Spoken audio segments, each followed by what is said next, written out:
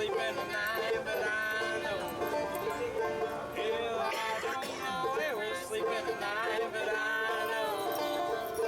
If we keep it together, we'll be safe and sound, safe and sound. If we keep it together, we'll be safe and sound.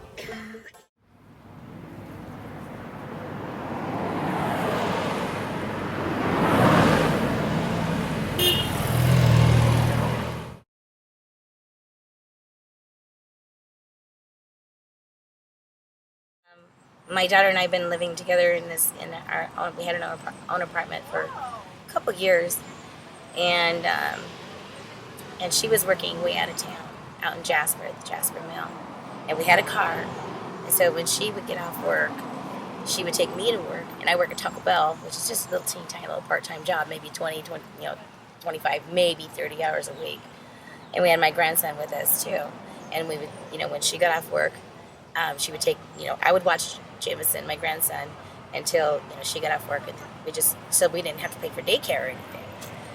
And our car broke down, so she had to rely on people to give her a ride to work. And at her job, if you're like 1 minute late, you get fired. Okay.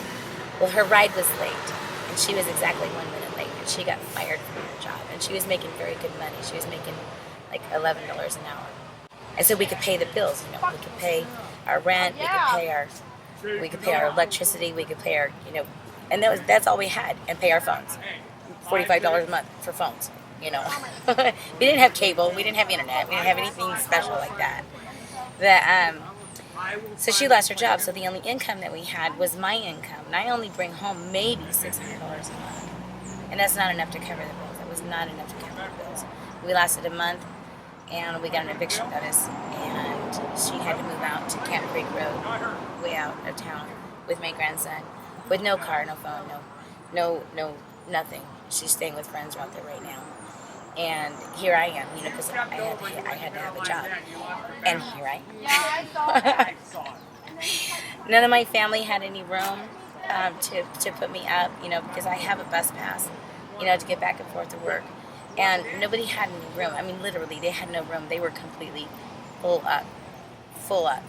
And so I found out about the Occupy Sleeps. I'm like, hey, you know what? That's a safe place to sleep. And I believe in the movement. The more I learn about the movement, the sleeps movement, the Occupy movement, the more energized I get, and the more it's like, wow, power to the people. I can't even save money to get my own apartment, because it's cost first month, last month, deposit, and everything just to move into your own apartment or get your own place. I maybe save $50 a month.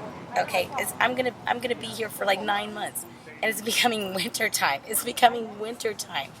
And it's cold and it's rainy, and I have nowhere else to go. And the people that go by, wherever we're sleeping at, in our tents, in our little community and stuff, and we have created a community here. We have created family here. Everybody watches out for everybody. We have our own kitchen. We're not out there holding signs begging for money. We're not out there holding signs saying, please help us. We're relying on each other and our resources. We go up to the service station, praise God for the service station, to take showers and to wash our clothes for free. So we get to do that.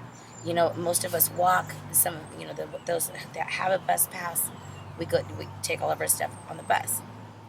We're not asking the community for anything. Just stop honking your horns at 1, 2, 3, 4, 5, 6 o'clock in the morning, honking our horns and saying, "Get up, you lazy bums! Get up! Wake up!" when we're trying to sleep so we can go to work. There's several of us here who have jobs, and when you hear those horns and the name calling and just the hurtfulness and just the hate and just the non-caring, and all we're trying to do is just create just our own community. Just leave us alone. Just let us sleep. I met a lot of beautiful people out here. A lot of people with heart. We're not lazy. We're not a bunch of drunks. We're not a bunch of druggies. Our main goal is just to get the county or the city or the state something involved for those who are homeless, so we can have a good night's rest. You know, we're not asking for anything. We're pretty much self-sufficient here, you know, and everybody helps out each other. You know, we watch, everybody has each other's backs. The little gal down here, she got kicked out of a nursing home. They got a 24-hour notice.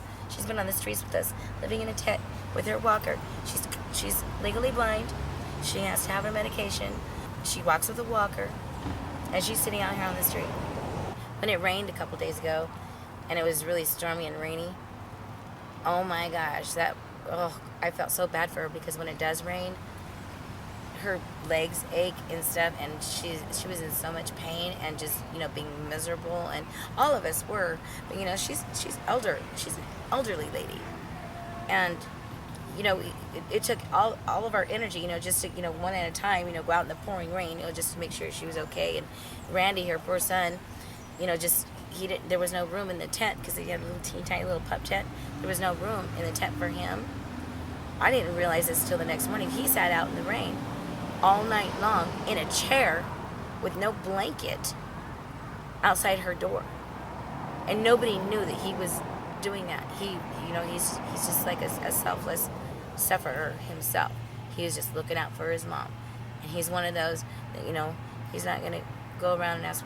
He had one purpose in mind, that was to take care of his mama.